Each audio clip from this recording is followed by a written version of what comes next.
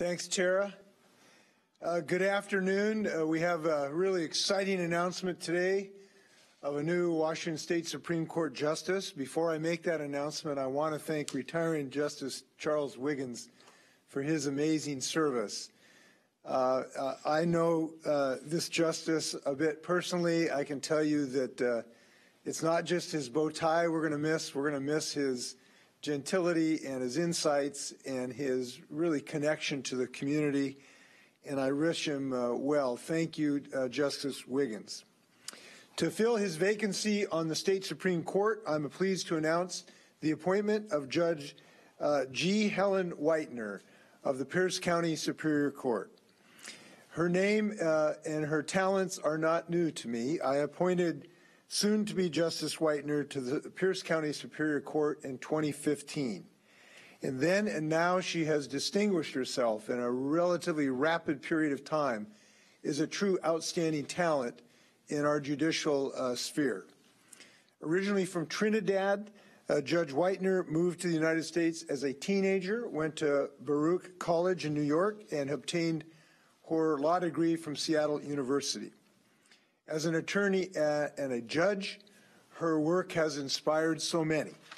And when I asked her her number one achievement of something to be proud about, she told me something that the community also recognizes, and that is her ability to inspire young people in their individual pursuits in so many ways. This is a community-minded judge and will be a community-minded justice. When some of her colleagues heard about her appointment, they literally shout might be too strong a word, but showed their very loud approval for this appointment. The President of the United States Bar Association described the judge as tenacious, fearless, and a compassionate advocate for human rights. The President of the Tacoma Pierce County Bar said that our loss will be the state's gain. As a former practicing attorney myself, I always look to those lawyers who labor in the vineyards of justice and what they think. The president of the Association for Justice, Spokane attorney John Allison described her as outstanding, a dynamic person with a tremendous work ethic and great insights to bring to the bench. She is the first immigrant-born judge on the Pierce County Superior Court. I believe she is the first woman who is black in our community, and I'm so excited to see her enter this realm.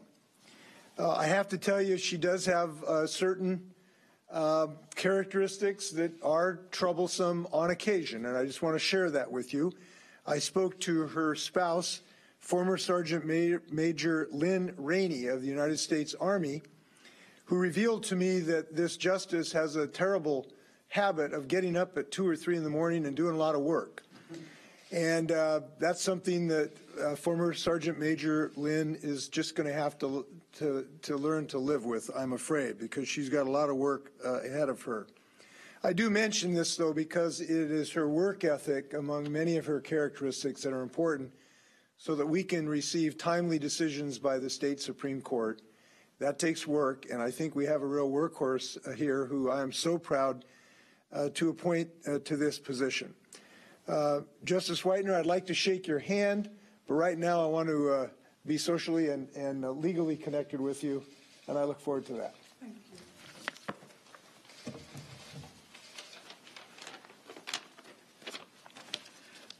you. Good afternoon.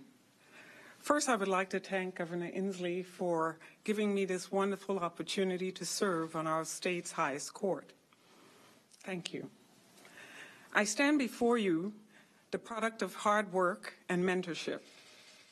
As a result, there are too many people to thank in the time that I have.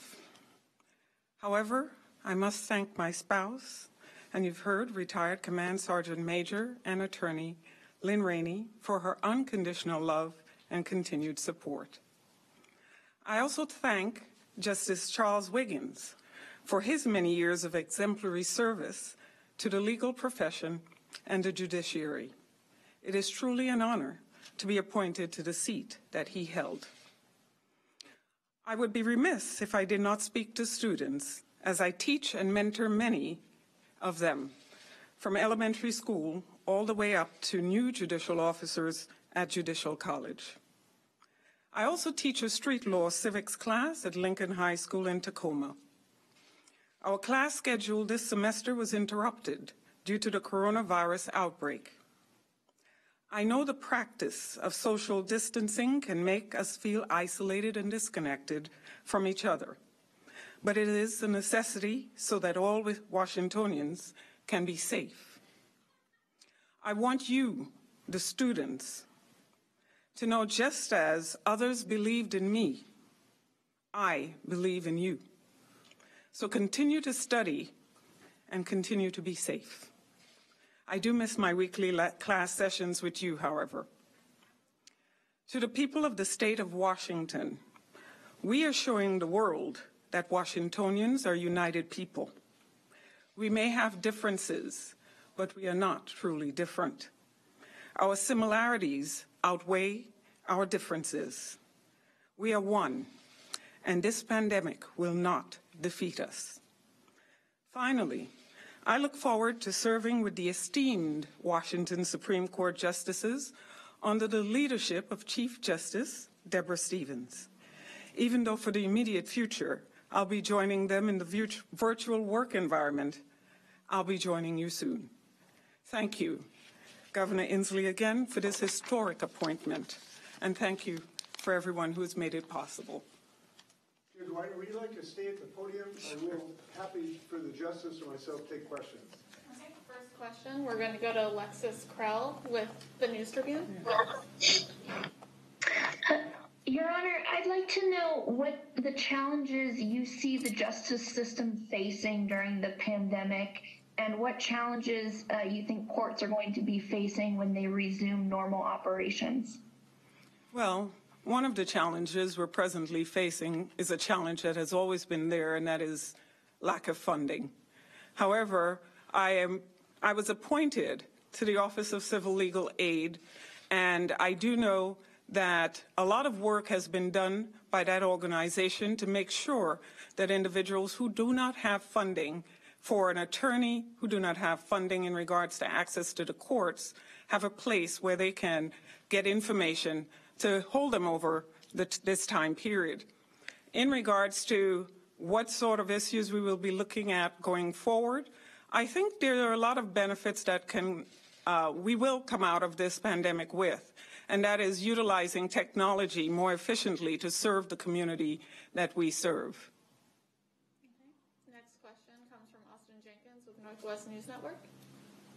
Hi, Judge Whitener, and congratulations. Nice to see you again. Thank you. Personally. I know that you have had a tremendous focus throughout your career on equity and diversity and inclusiveness, and you've talked about the importance of trust in the court systems, and the fact that courts need to reflect the communities they serve. How do you see your role as a Supreme Court justice in advancing that work that you have done in the Superior Court and in other realms? Well, I think my background is so diverse and so varied that I represent just about every type of individual that could possibly come before the court. Prior to being appointed to the Pierce County Superior Court, I was a Board of Industrial Insurance Appeals judge. And my run, meaning where I would go to have hearings, was in Eastern Washington. So you would have this island girl heading out to Wenatchee, Moses Lake, Winthrop, Okanagan County, Spokane, Yakima, and I was made to feel welcome and at home, because there really wasn't any difference with how they treated me or what they wanted from me than I got from Western Washington, so to say. So as far as equity and inclusion, it does not matter where you are or who you're dealing with. What we are to be concerned about is the impact our actions have on others. And that has always been my focus, and I hope I can continue doing that as well. For you, Justice, it comes from Essex Porter with Cairo 7. Yes, Justice. We lost Would you. like to ask, in this time of trying to reopen and make sure that it is safe for everyone,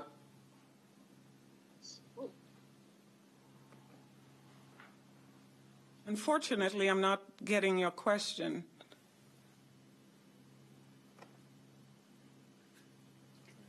You can try again. Hi there, are you hearing me now? I can. Yes, I would like to ask, as our governments move toward reopening society in the wake of this COVID-19, I'm wondering what you think of the kind of tracking and tracing and testing that may need to be done so that we can safely reopen. It seems like it could be unprecedented and could have implications for medical privacy. How do you approach what we may need to do in order to reopen safely? Well, first of all, you have to remember, I am in the legal sphere, not the medical sphere. In addition to which, it sounds like the way you formulated your question, it is likely to be something that is going to come before the court that I will be swearing into. So at this time, I cannot answer that question in regards to what issues may come before the court on that. What I do know is when the pandemic is over, our courts have now been looking at technology. Access to our courts and access to the justice system is paramount and at the forefront of our minds. And we will do whatever it takes to make sure that our courts remain a place where people can come and have their cases heard impartially and create a safe environment for them as well. Great. I think we'll transition now to the governor for other media questions. Thank you.